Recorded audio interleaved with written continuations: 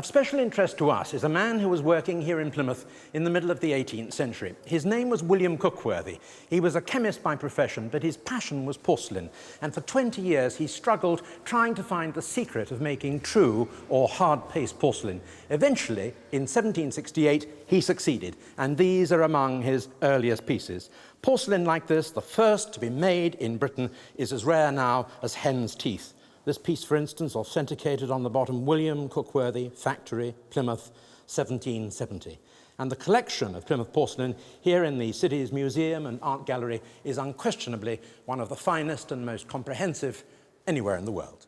Well, this is a splendid collection of Fougas books and drawings, and it certainly brought a smile to my face this morning. Tell me, where did you get this original cartoon from? I understand from my father that it actually came from a RAF camp, mess war, at the end of the war, Earl's Colne in Essex. And I always thought it was a print. I didn't realise it was an original. When did you find it was an original? I think because it was out of its frame when it came to us. And realised, looking at the backing board. Yes, it's impossible to tell unless you actually get it out of a frame and look at it. But if you look down here and feel there, there's a little bit of scratching out where he's done a bit of work on it. But it's lovely. Now, Fougas, do you know about Fougas? Do you know? Well, I've always been aware of him.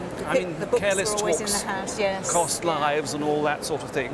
And he has this very distinctive style. Yes. Fougas was the pen name of somebody called Kenneth Bird. And he was invalided out of the First World War in 1915. And he couldn't walk for 5 years. But in 1916, his first drawing was actually published by Punch, this very distinctive sort of Art Deco style almost. Fougas, it comes from the French. It was a French word which means an underground bomb. A bomb was put in the ground and packed tightly with stones, and so when it blew, it would give the maximum damage. And I suspect that that's probably what happened to him during the war. And it also means actually a whim or a fancy or something like that, which is rather nice because, you know, these cartoons are his whims and fancies. It's a very well-chosen name.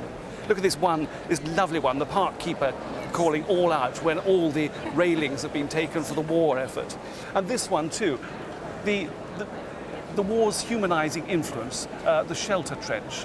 For the first hour, nobody talks to each other. For the second, they talk individually.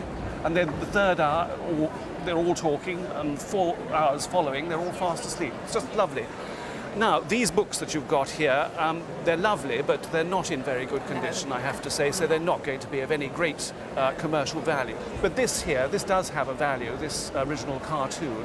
Do you have any idea of its value? None whatsoever, no. Well, Fougas is very collectible, and he's going up tremendously in price. And I think now, if that came on the market, you'd have to pay somewhere in the region of £800 for it. Really?